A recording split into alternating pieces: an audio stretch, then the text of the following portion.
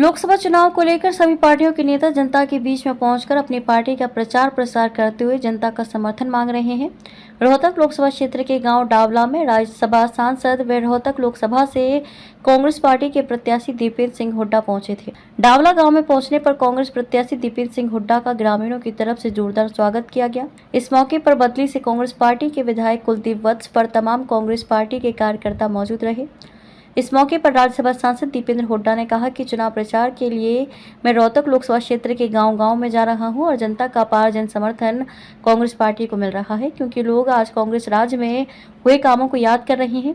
देश और प्रदेश में माहौल कांग्रेस पार्टी के समर्थन में बन रहा है, क्योंकि भारतीय जनता पार्टी हर वर्ग को परेशान करने का काम किया है और ना कोई विकास कार्य करवाया। इसलिए जनता परिवर्तन चाहती है और लोग घरों से निकलकर कांग्रेस पार्टी को अपना समर्थन दे रहे हैं। प्रधानमंत्री द्वारा अडानी और अंबानी को लेकर राहुल गांधी पर किए गए तीखे हमले के सवाल पर भी बोले दीपेंद्र हुड्डा। कहा 3 चरणों के मतदान के बाद भारतीय जनता पार्टी के नेता बयान बदल रहे हैं। शायद भाजपा के नेताओं को आभास हो चुका है कि 3 चरणों में हुए मतदान के संकेतों से भारतीय जनता पार्टी को कुछ निराशा हाथ लगी होगी। इसलिए भाजपा के नेताओं की भाषा शैली में कटुता और असत्य दिखाई दे रहा है। हरियाणा के सियासी घटनाक्रम को लेकर पूछे गए सवाल पर बोले राज्यसभा सांसद दीपेंद्र हुड्डा। कहा 3 निर्दलीय विधायकों ने भाजपा से अपना समर्थन वापस लेकर कांग्रेस पार्टी को दिया है और अब हरियाणा की भाजपा सरकार अल्पमत में आ चुकी है और अल्पमत की सरकार को कोई नैतिक अधिकार नहीं है और तुरंत सरकार को इस्तीफा दे देना चाहिए। नैतिकता के आधार पर अगर सरकार इस्तीफा नहीं देती है तो राज्यपाल महोदय को मामले का संज्ञान लेना चाहिए और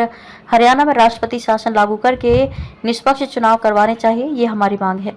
हिसार में किसानों द्वारा दिग्विजय चौटाला का विरोध किए जाने के बाद दिग्विजय चौटाला ने किसानों को कांग्रेसी बताए जाने के सवाल पर भी बोले दीपेंद्र सिंह हुड्डा। कहा उनकी पार्टी खत्म हो चुकी है और उनका जन आधार समाप्त हो चुका है। कुछ ज्यादा बचा नहीं है, लेकिन ये जरूर है कि जेजेपी पार्टी को लिखित में राज्यपाल को देना चाहिए, जिन्होंने कहा है कि वह भाजपा के समर्थन में नहीं है और अविश्वास प्रस्ताव आएगा तो उसका हम समर्थन करेंगे और अपने सभी विधायकों से लिखवाकर राज्यपाल को दें, नहीं तो इन पर कौन विश्वास करेगा। ये तो विश्वासघाती पार्टी के नाम से प्रसिद्ध हो गए हैं पूरे देश में और लोगों का विश्वास रखा नहीं और अब जो ये कह रहे हैं उसको सिद्ध करने के लिए लिखित में राज्यपाल को दें कि कांग्रेस अविश्वास प्रस्ताव लेकर आएगी तो हम उसके समर्थन में हैं। ये अपने विधायकों से लिखवा कर चिट्ठी राज्यपाल को दें और सार्वजनिक करें।